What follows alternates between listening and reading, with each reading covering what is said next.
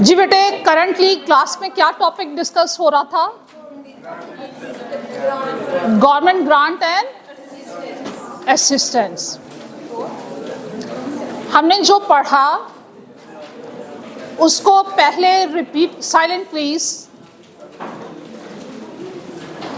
हमने जो पढ़ा उसको पहले रिपीट करेंगे। You have just 2 minutes, review कर लीजिए, मुझे आपसे सुनना है और उसी बात को फिर हम आगे लेकर चलेंगे और रिमेनिंग पोर्शन इस चैप्टर का पढ़ेंगे। जल्दी से, यू हैव जस्ट 2 मिनट्स। हमने डिस्कस किया था government grant related with assets, इसकी अकाउंटिंग ट्रीटमेंट डिस्कस की थी। एग्जांपल की थी लास्ट टाइम, इसमें बैलेंस शीट एक्सेस है जो आपने कहा था कैसे करके लाने हैं, वो नहीं हुई सॉल्व। चलो आप इस लेक्चर के फौरन बाद आइएगा, मैं आपको करवा दूँगी।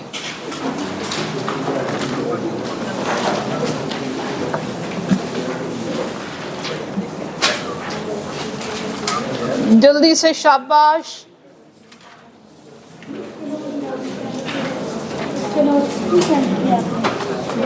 मैंने बनाई नहीं। हाँ, ये इतना इजी है, नेक्स्ट चैप्टर भी इतना इजी है। कुछ बातें लिखी हैं मैंने, अगर कहोगे तो फॉरवर्ड कर देंगे।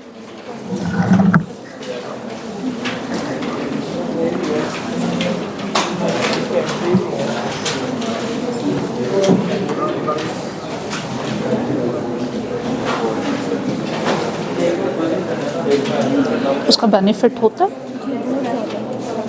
चलो मैं उसको कंप्लीट करके ना, हाँ, उसकी हेल्प से ये होता है कि आपका पूरा टॉपिक कवर अप हो जाता है, सारे क्वेश्चंस भी पास पेपर के भी कवर अप हो जाते हैं। चलो मैं कर दूँ।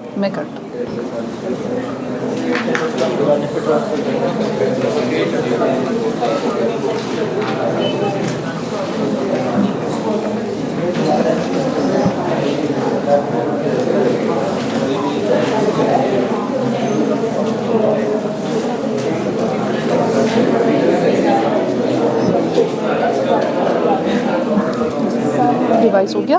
Yes ma'am. ठीक है, चलें भाई, बुक्स बंद कीजिए।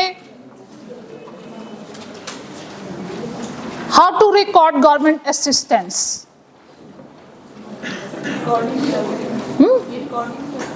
हम गवर्नमेंट असिस्टेंसी बेसिकली, क्योंकि फाइनेंशियल टर्म्स में नहीं होती, मॉनेटरी टर्म में हम उसे कैलकुलेट नहीं कर सकते। That's why keep in mind, government जो आपको असिस्टेंस प्रोवाइड कर रही है, जो एडवाइसेस दे रही है, इनडायरेक्ट बेनिफिट दे रही है, कुछ ऐसे स्टेप्स ले रही है जिससे स्पेसिफिकली बट इनडायरेक्टली आपके बिजनेस को बेनिफिट हो रहा हो, उसे गवर्नमेंट असिस्टेंस कहते हैं। और कभी भी वो फाइनल अकाउंट का पार्ट नहीं बनता, बट इट इज कंपल्सरी कि उसे डिस्क्लोजर नोट में मेंशन किया जाए। गवर्नमेंट ग्रांट हमेशा रिकॉर्ड होती है, क्योंकि गवर्नमेंट ग्रांट कैश की फॉर्म में हो या किसी वैल्यूएबल एसेट की फॉर्म में हो, फाइनेंशियली उसकी वैल्यू को असेस किया जा सकता है, इसलिए हम अपनी बुक्स में उन्हें रिकॉर्ड करते हैं। अब हमने बात की थी कि गवर्नमेंट ग्रांट की मैंने कैटेगरीज आपको बताई थी कि गवर्नमेंट कैसे कैसे हमारी हेल्प करती है। कोई वैल्यूएबल आइटम, कोई नॉन करंट एसेट हमें दे सकती है, हमें पैसे दे सकती है टू परचेज दी एसेट, हमें जनाब कोई लोन प्रोवाइड कर सकती है जिसको वेव ऑफ किया जा सकता है on the basis of some certain conditions. अगर हम उनको फुलफिल करते हैं, लोन फॉरगिव हो जाता है, वेव ऑफ हो जाता है, वो भी ग्रांट बन जाती है। ग्रांट रिलेटेड विद इनकम भी आपने पढ़ा। अकाउंटिंग ट्रीटमेंट मैंने आपसे अभी तक सिर्फ एक डिस्कस की है, और वो किसकी है? Government grant related with assets. बेटा, इसके 2 मेथड्स हमने क्लास में डिस्कस किए थे। या तो ग्रांट को एसेट की कॉस्ट के साथ नेट ऑफ कर दिया जाए, या फिर ग्रांट को एज डेफर्ड लायबिलिटी अलग से रिकॉर्ड किया जाए। चलिए पहले हम सिंपल अप्रोच की बात करते हैं। जब हम गवर्नमेंट ग्रांट को एसेट की कॉस्ट में वेव ऑफ करते हैं, नेट ऑफ कर देते हैं, तो भाई कौन कौन सी एंट्रीज होंगी, उसका फाइनल अकाउंट पे क्या इफेक्ट होगा, ये आप सीख कर आए हो बेटे। हमने नेट ऑफ किया, गवर्नमेंट ग्रांट को अलग से रिकॉर्ड नहीं कर रहे। पहली एंट्री क्या होगी? एसेट डेबिट और cash credit with the amount of, with total amount. No, हम नेट ऑफ करने जा रहे हैं। आपके एसेट की जितनी भी कॉस्ट होगी, गवर्नमेंट ने आपको जितनी बेटे ग्रांट दी वो उसमें से माइनस कर दोगे, सिर्फ उसी कॉस्ट से रिकॉर्ड करोगे जिस कॉस्ट का बर्डन हम पे होगा। उसके बाद नेक्स्ट क्या करोगे, सिर्फ हर साल के एंड पे एक ही एडजस्टमेंट होगी related with depreciation expense. Grant को अलग से रिकॉर्ड नहीं किया, इसलिए उसको अमॉर्टाइज करने की जरूरत नहीं है। हम डेप्रिशिएट करते चले जाएंगे एसेट की उस नेट अमाउंट को, डेप्रिसिएशन एक्सपेंस डेबिट और एक्यूमुलेटेड डेप्रिसिएशन अकाउंट क्रेडिट। बस यही इसमें होगा। ऑनवर्ड चलते हैं। ग्रांट्स किसी भी किस्म की हो, वो हमेशा अंडर सम स्पेसिफिक कंडीशंस होती हैं। अगर उसमें से कोई एक कंडीशन भी फुलफिल ना हो तो हमें ग्रांट को रीपे करना पड़ता है। तो मैंने क्या मेथड बताया था, अगर आपको ग्रांट रीपे करना पड़ती है अंडर दिस मेथड, कैसे जर्नलाइज करोगे? जो ग्रांट गवर्नमेंट से ली हुई थी उसका बर्डन अब हम पे पड़ गया हुआ है, एंट्री करोगे एसेट डेबिट और cash credit with the amount जिससे ग्रांट आपने रीपे की है। आगे बढ़िए, क्या सिर्फ यही एंट्री होगी?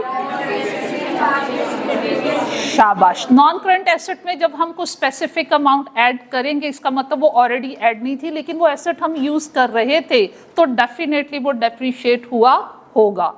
तो जब आपके पास एसेट आया तब से लेकर जब तक आपने ग्रांट रीपे किए तब तक की सारी डेप्रिसिएशन उस टाइम में एंट्री पास कर दोगे जिस टाइम में आपने ग्रांट को वापस किया।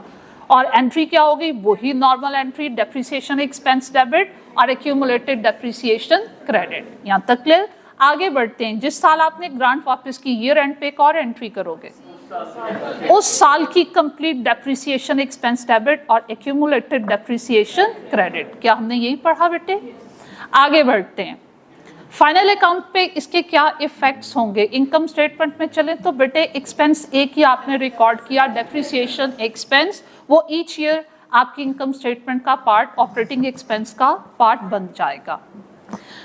उसके बाद आगे बढ़ते हैं, बैलेंस शीट की तरफ जाते हैं। इसमें वो भी ट्रीटमेंट बहुत आसान है कि क्या करें भाई, एसेट में से क्यूमुलेटेड डेप्रिसिएशन को माइनस कर दे जाए और जिस साल आपने ग्रांट को रीपे किया उस साल जो आपने एसेट की एंट्री पास की, एसेट को डेबिट किया, वो ग्रांट जो आपने रीपे की उसकी अमाउंट बैलेंस शीट में जाके नॉन करंट एसेट में ऐड, और सारी की सारी उस साल की जो डेप्रिसिएशन है क्यूमुलेटेड वो माइनस। क्या आपने बेटे यही पढ़ा? उसके बाद दूसरे मेथड की तरफ आते हैं। हम ग्रांट को स्पेसिफिकली अपनी बुक्स में हाईलाइट करते हैं, अलग से रिकॉर्ड करते हैं। एसेट अलग से रिकॉर्ड होगा और जो ग्रांट है डेफर्ड ग्रांट या डेफर्ड इनकम के नाम से अलग से रिकॉर्ड होगी। पहली एंट्री क्या होगी? For the purchase of non current asset. Entry क्या होगी? Non current asset account debit और कैश अकाउंट क्रेडिट। फिर ग्रांट की एंट्री क्या करोगे? कैश, ग्रांट के अगेंस्ट में पैसे आ रहे हैं, कैश को डेबिट करोगे और डेफर्ड ग्रांट को क्या करोगे? क्रेडिट। ओके भाई, फिर उसके बाद अब अगर ग्रांट को हम अलग से रिकॉर्ड करेंगे तो एडजस्टमेंट एक नहीं दो करनी पड़ेगी। एक तो डेप्रिसिएशन की एडजस्टमेंट ईच ईयर एंड होगी, दूसरा हमें डेफर्ड इनकम को भी अमॉर्टाइज करना पड़ेगा। डेप्रिसिएशन की वही एंट्री, डेप्रिसिएशन एक्सपेंस डेबिट, और बेटे आपके बेनिफिट के लिए मैं रिपीट कर रही हूँ, इससे बाकी जो ग्रांट्स की काउंटिंग ट्रीटमेंट है वो समझना आसान होगी, इसलिए सबकी अटेंशन मेरी तरफ होनी चाहिए, आपस में कन्वर्सेशन नहीं करनी। ये रिवीजन से बेनिफिट होता है? चलो उसको नेक्स्ट डिस्कशन के साथ को रिलेट करने में हेल्प मिल जाती है, तो आप बच्चों के लिए बेटे आपके फायदे के लिए मैं रिवाइज कर रही हूँ। आगे बढ़ते हैं बेटे। अब जब ये डेफर्ड इनकम को हम अलग से रिकॉर्ड करेंगे, डेफर्ड ग्रांट को अलग से रिकॉर्ड करेंगे, तो ईयर एंड पे हमेशा दो एडजस्टमेंट्स करनी पड़ेंगी, एक रिलेटेड विद डेप्रिसिएशन एक्सपेंस और दूसरा amortisation of deferred income grant. Deferred grant की अमॉर्टाइजेशन की एंट्री क्या सीखी आपने? डेफर्ड ग्रांट को डेबिट करोगे और बेटे क्रेडिट किसको करोगे? इनकम स्टेटमेंट को क्रेडिट करोगे और ये इनकम स्टेटमेंट में जाएगी एज अ अदर इनकम। ठीक है, आपने जो अमॉर्टाइज किया है डेफर्ड ग्रांट को एज अदर इनकम आपकी बैलेंस शीट उसमें सॉरी इनकम स्टेटमेंट में जाएगी। अच्छा, जब इस मेथड को फॉलो करते हैं तो इनकम स्टेटमेंट में दो वैल्यूज जाएंगी, डेप्रिसिएशन का एक्सपेंस और एमोर्टाइजेशन डेफर्ड ग्रांट इनकम। जब आप इसको नेट ऑफ करोगे तो इनकम स्टेटमेंट वही रिजल्ट देगा जो फर्स्ट मेथड ने आपको रिजल्ट दिया होगा। ये हमने क्लास में प्रूव किया था। लेकिन यहाँ पे एक और काम हमें करना पड़ेगा बैलेंस शीट में। यस, बैलेंस शीट में आपकी जो डेफर्ड ग्रांट जिससे अभी आपने बेनिफिट नहीं लिया, जो अभी एमोर्टाइज नहीं हुई, वो आपकी लायबिलिटी। दो तरह की liability, current and non current. जो फर्स्ट ईयर की एमोर्टाइजेशन होती है, ये बड़ी इंपॉर्टेंट पॉइंट है, जो फर्स्ट ईयर की एमोर्टाइजेशन होती है बेटे, वो इनकम स्टेटमेंट में चली गई एज अदर इनकम। आपने सपोज एसेट की लाइफ है 5 इयर्स, एसेट की कॉस्ट को डेप्रिसिएशन के थ्रू 5 इयर्स पे स्प्रेड करना है, तो आपने गवर्नमेंट ग्रांट को भी 5 इयर्स पे ही स्प्रेड करना है। आउट ऑफ 5 इंस्टॉलमेंट एक इंस्टॉलमेंट आपकी अदर इनकम बन गई। जो दूसरी इंस्टॉलमेंट आपने नेक्स्ट ईयर में अमोर्टाइज करनी है वो क्या बनेगी? Current liability. और बाकी कितनी रह गई? 3, वो क्या बनेगी? Non current. अब हर साल क्या होगा? हर साल के एंड में नॉन करंट डेफर्ड ग्रांट में से एक इंस्टॉलमेंट नॉन करंट लायबिलिटी में से निकलेगी, करंट लायबिलिटी में आएगी, और जो ऑलरेडी करंट लायबिलिटी में पड़ी हुई है उसने कहाँ चले जाना है? Income statement. क्या ये चीज की प्रैक्टिस है? ओके। अच्छा, क्लास इसमें आइए रीपेमेंट की बात करते हैं।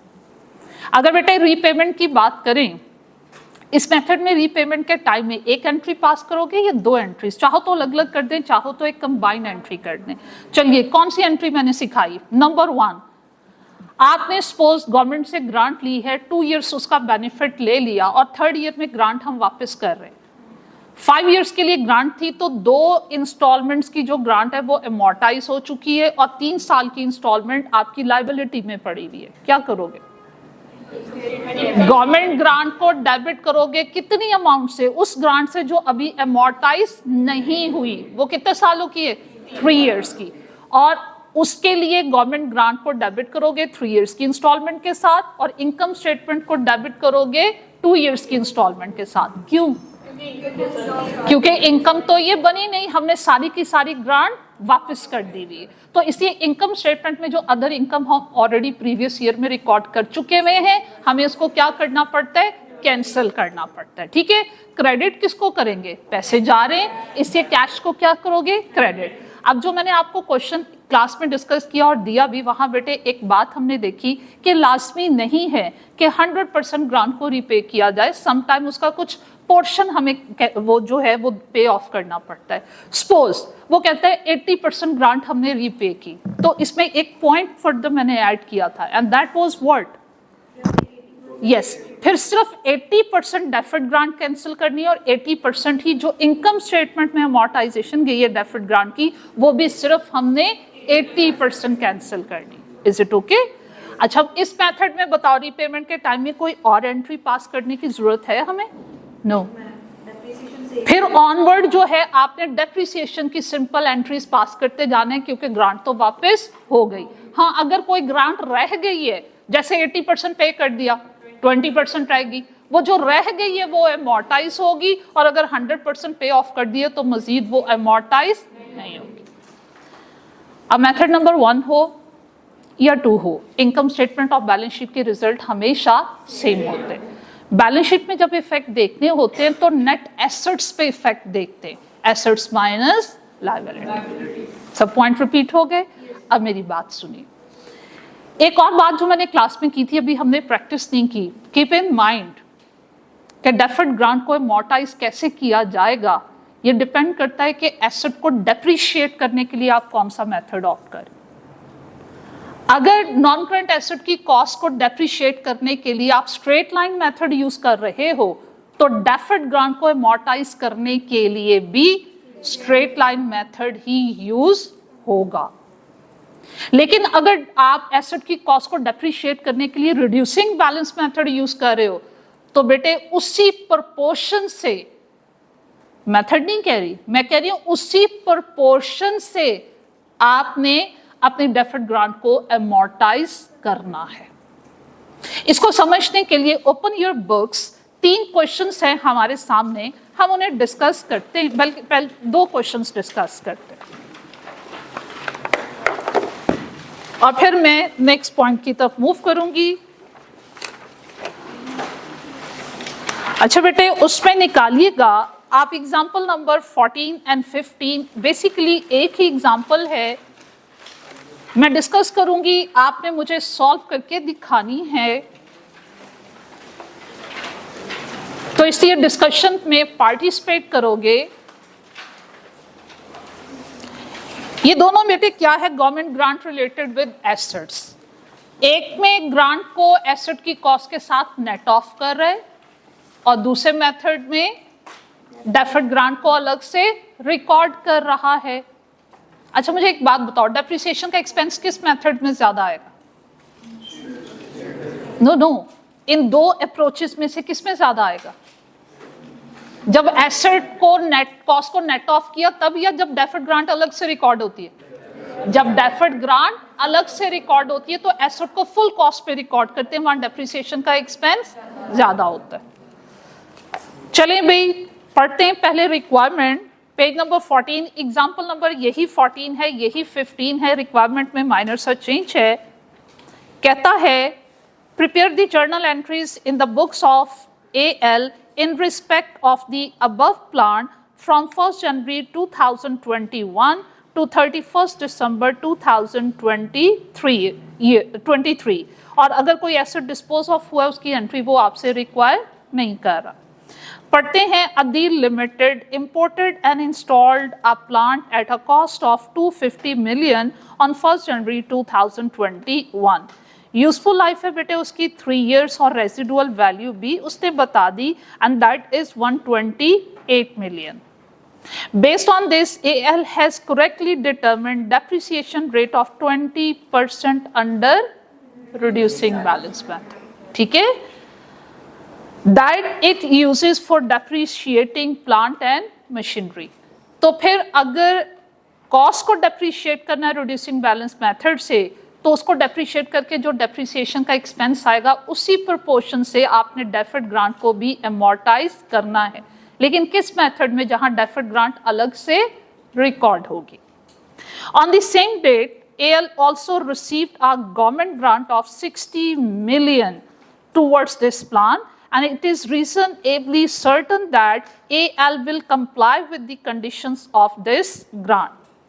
AL has the policy to present plan and grant separately in its financial statement, and the year end is 31st December। देखो बेटे, मुझे बताइएगा रिड्यूसिंग बैलेंस मेथड में जब डेप्रिसिएशन कैलकुलेट करते हैं तो क्या स्क्रैप वैल्यू को माइनस करते हैं? नो। हम हमेशा एज्यूम करेंगे कि जो उसने डेप्रिसिएशन का रेट दिया हुआ है वो एडजस्टेड रेट है, उसमें स्क्रैप वैल्यू एडजस्ट हो चुकी है। अब देखो उसने वर्किंग की हुई है, मैंने आपको समझानी है, बाकी क्वेश्चन आपने सॉल्व करना है। 250 का कितने परसेंट लेना है? 20%। तो पहले साल का देखो डेप्रिसिएशन का एक्सपेंस कितना आ गया, सब बुक्स में देखो कितना आ गया, 50 दिख रहा है। फिर उसने ऑनवर्ड शॉर्टकट अप्रोच यूज कर ली कि डेप्रिसिएशन का रेट अगर 20% है तो रिमेनिंग कितना है? 80%। 50 का 80% बेटे 40, और 40 का 80% कितना? 32। तो सिर्फ एसेट की जितनी भी टोटल उसकी इकोनॉमिक लाइफ थी, हमने उसको 3 years यूज करते हुए डेप्रिसिएशन का एक्सपेंस जो फाइंड आउट किया टोटल वो कितना है? 122। अब बेटे इसकी हमने क्या बनानी है? रेशो। जिस चीज को बेस बनाना उसकी रेशो कैसे फाइंड आउट की जाती है? Individual amount divided by total, multiply किससे करते हैं? उस एक्सपेंस से जिसको डिवाइड करना होता है। मैंने इस प्रोपोर्शन से किसको डिवाइड करना है? ग्रांट को। मैंने इस प्रोपोर्शन से किसको डिवाइड करना है? ग्रांट को। और ग्रांट कितनी है? 60। और हमने रीपे नहीं किया, 3 years उससे बेनिफिट लिया, तो मैं क्या करूंगी? 50/122 मल्टीप्लाइड बाय 60। तो पहले साल जो ग्रांट में अमोर्टाइज होना है वो किस अमाउंट से होना है? 24.59। और दूसरे साल उसने क्या होना है भाई? 40/122 इंटू 60। हाँ जी बताइए, क्या आपने मेरी बात को फॉलो किया? 20% रेट नहीं लेना है अमोर्टाइजेशन के लिए, बल्कि पहले एसेट को डेप्रिशिएट कर लीजिएगा जिस मेथड से उसने कहा हुआ है। जिस भी मेथड से उसने कहा हुआ एसेट को डेप्रिशिएट करें वो कर दिया, और जो डेप्रिसिएशन का एक्सपेंस आया उसका प्रोपोर्शन ले। और कैसे लेना है ये तो सबको आइडिया हो गया। अब यही एग्जांपल दूसरे पेज पे देता है, लेकिन फर्क क्या है उसमें? फर्क ये है कि गवर्नमेंट ग्रांट को आपने अलग से रिकॉर्ड नहीं करना, बल्कि क्या करना है? नेट ऑफ करना है। पढ़ लेते हैं example number 15। Kashif limited imported and installed इसमें से पार्टी का नेम बेटा चेंज कर दिया। 250 मिलियन का आपने एसेट परचेज किया on 1 January 2021। Useful life 3 year, residual value same है 128, और इसकी बेस पे उसने कहा डेप्रिसिएशन का rate 20% reducing balance method. On the same date KL also received the government grant of rupees 60 million, and it is reasonably certain that the KL will comply with the conditions of this grant. KL has policy to present the grant as deduction from the carrying amount of asset. पहले में उसने कहा था ना अलग से record करो, और इसमें उसने कैसे कहा? यस, उसने कहा कि आपने एसेट की कैरिंग अमाउंट के साथ, कॉस्ट के साथ उसको नेट ऑफ कर देना है। अब इसका टेबल भी देखें, टेबल में किस तरीके से वो डेप्रिसिएशन का एक्सपेंस फाइंड आउट कर रहा है। अभी मैंने थोड़ी देर पहले आपसे बात की बेटे कि जब आप नेट ऑफ करते हो एसेट की बेस कम हो जाती है। ग्रांट को जब नेट ऑफ करते हो एसेट की बेसिक अमाउंट कम हो जाती है, जिसपे आपने डेप्रिसिएशन का एक्सपेंस फाइंड आउट करना है। तो डेफिनेटली डेप्रिसिएशन का एक्सपेंस भी कम होगा, उसके अकॉर्डिंगली अमोर्टाइजेशन भी। हाँ जी, अच्छा, लेकिन इसमें अमोर्टाइजेशन क्या रिकॉर्ड करने की जरूरत है? सेकंड मेथड में नहीं, क्योंकि ग्रांट ही आपने अलग से रिकॉर्ड नहीं किया। अब ये देखो यहाँ पे डेप्रिसिएशन के एक्सपेंस को कैसे फाइंड आउट कर रहा है। सेम वही चीज, उसने 250 का 20% लिया, कितना आया? 50। सेकेंड ईयर में डेप्रिसिएशन का एक्सपेंस 40, थर्ड ईयर में कितना आया? 32।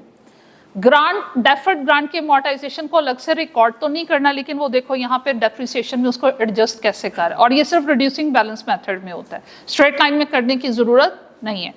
उसने क्या किया? सेम वही काम किया, 50/122 60 मिलियन की ग्रांट को अमोर्टाइज किया, और सेकेंड ईयर में 40/122 इंटू 60 अमोर्टाइज करने के बाद उसने क्या किया? उसने कहा अगर हम एसेट को अलग और ग्रांट को अलग रिकॉर्ड करते तो डेप्रिसिएशन का एक्सपेंस होता 50। तो डेप्रिसिएशन का एक्सपेंस कितना होता? 50 फर्स्ट ईयर में, 40 सेकेंड ईयर में, और थर्ड ईयर में 32। और ग्रांट को कितने से अमोर्टाइज करते? फर्स्ट ईयर में 24.59, सेकेंड ईयर में 19.67 और थर्ड ईयर में 15.74।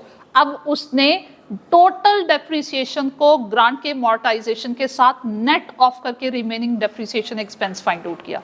व्हाट ही डिड, उसने क्या किया? 50 माइनस 24.59, नजर आ रहा है बेटे? माइनस किया तो रिड्यूस डेप्रिसिएशन, जिसमें ऑटोमेटिकली वर्किंग में डेफर्ड ग्रांट के अमोर्टाइजेशन एडजस्ट हो चुकी है। वो कितना आया मेरे पास? 25.41। अब मुझे बताओ ये 20.33 कहां से आया? 40 माइनस 19.67। तो बेटे यहां क्या सीखा आपने? थर्ड ईयर में भी उसने ऐसा किया। क्या सीखा? रिड्यूसिंग बैलेंस मेथड कहे और ग्रांट को वो कहे नेट ऑफ कर दीजिए एसेट की कॉस्ट के साथ, तो रिमेनिंग जो रिड्यूस्ड डेप्रिसिएशन का एक्सपेंस है वो हमेशा आपने यूं फाइंड आउट करना। वर्किंग में अलग से जर्नलाइज तो नहीं करना है, अमोर्टाइजेशन ऑफ डेफर्ड ग्रांट को आपने जर्नलाइज तो नहीं करना। क्यों नहीं करना? क्योंकि डेफर्ड ग्रांट को ऐसा लायबिलिटी अलग से रिकॉर्ड नहीं करे, लेकिन वर्किंग में उसको अमोर्टाइजेशन की जो अमाउंट है टोटल डेप्रिसिएशन एक्सपेंस के साथ आपने एडजस्ट करके इस मेथड में डेप्रिसिएशन का एक्सपेंस फाइंड आउट करना है। और अगर मैं इस तरह करती, चले हम एक काम करते हैं, 250 माइनस किया, कितनी ग्रांट है? 60, लीजिएगा उसका 20% 38। वो आंसर आपका मैच नहीं करना, एग्जामिनर रॉन्ग करेगा। तो हम हमेशा जब वर्किंग करेंगे तो total depreciation expense for the whole amount of the asset cost वो अलग कैलकुलेट करेंगे, अमोर्टाइजेशन ऑफ डेफर्ड ग्रांट जो भी मेथड है अलग कैलकुलेट करके माइनस करना है। Is it clear? अब देखो इसका सॉल्यूशन, जर्नल एंट्रीज आपके पास 2 मिनट्स हैं, जरा वॉच कीजिएगा।